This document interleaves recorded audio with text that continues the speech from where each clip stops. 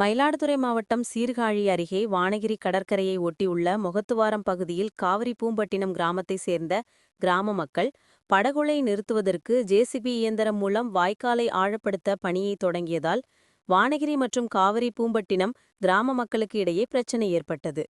இது தொடர்பாக சீர்காழி வருவாய் கோட்டாட்சியர் அலுவலகத்தில் கோட்டாட்சியர் சுரேஷ் தலைமையில் அமைதி பேச்சுவார்த்தை கூட்டம் நடைபெற்றது.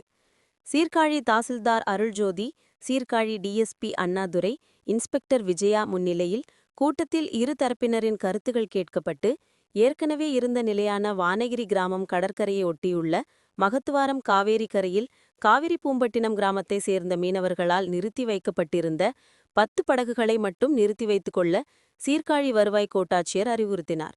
இரு தரப்பினரும் இதனை ஏற்றுக்கொண்டனர்.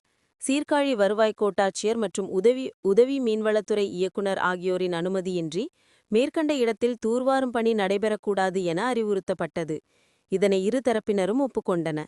துறைமுக பணி நடைபெற்று வருவதால் அப்பணிக்கு இடையூறு ஏதேனும் ஏற்பட்டால் அப்போது அந்த இடத்தில் நிறுத்தி வைக்கப்பட்டிருக்கும் 10 படகுகளை அப்புறப்படுத்த வேண்டும் என அறிவுறுத்தப்பட்டது. இதனை இரு தரப்பினரும் ஒப்புக்கொண்டன.